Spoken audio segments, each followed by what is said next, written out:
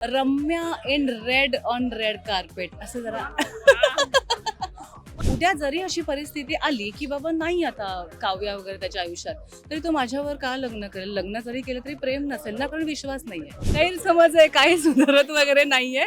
फक्त तिला जरा विश्वास संपादन करायचा आहे. हॅलो नमस्कार फ्रेंड्स, मी मज्जाची नीलम. स्टार प्रवाह परिवार पुरस्कार 2026च्या रेड कार्पेटवर काश्मीराने एंट्री घेतली. कशी आहेस? मी इन रेड असं म्हणायला पाहिजे. गुलाबो.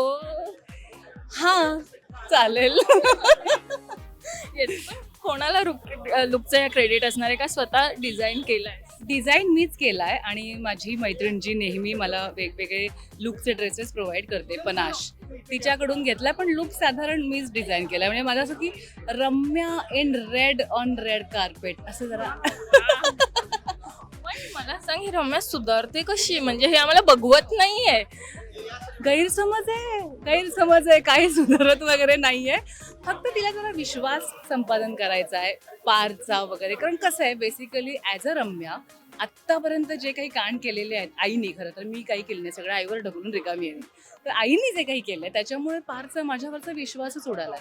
उद्या जरी अशी परिस्थिती आली की बाबा नाही आता काव्या वगैरे त्याच्या आयुष्यात, तरी तो माझ्यावर का लग्न करेल? लग्न जरी केलं तरी प्रेम नसेल ना, कारण विश्वास नाहीये. सो लंबी खेली खेल रही है ये रम्या. म्हणजे हे लवकरच सगळं पाहायला मिळणार आहे. पण आता मी विचारते, ह्या गुलाबांचं म्हणजे मला असं वाटतं पूर्ण ड्रेस तो असा प्रेक्षकांना दाखवलाच पाहिजे. हे लुक क्रेडिट जरी तुलाच असणार आहे, पण मला सांग, हे ठरवलं कधी की आपण असा लुक केलाच पाहिजे? काल रात्री नाही, परवा दिवशी रात्री 2:30 वाजता शूट चालू असताना असं कळलंय की यावेळी आपल्याला रंग काही सांगितलेलं नाही की हेच रंग पाहिजे टीमला वगैरे, पण वेस्टर्न थीम सांगितलेली होती. अँड बिईंग रम्या थोडीशी ट्रेडिशनल आणि वेगवेगळ्या लुकमध्ये नेहमीच लोकांनी पाहिली आहे. आणि थोडं यावेळी नॉमिनेशन पण आहे.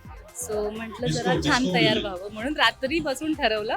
आणि मग सकाळी तिला फोन केला, तिने लगेच कॅबनी पुण्याहून हे पाठवलंय आणि लगेच आलं पण 3 तासात. या नॉमिनेशनसाठी किती एक्साइटेड? खूप मस्त. म्हणजे as a negative person nomination मिळणं, कारण जे तुम्ही खऱ्या आयुष्यात नाही आहात त्याच्यासाठी तुम्हाला बक्षीस मिळणं थोडंसं वेगळं आहे. आणि लोकांचं प्रेम आहे म्हणून ते होत आहे.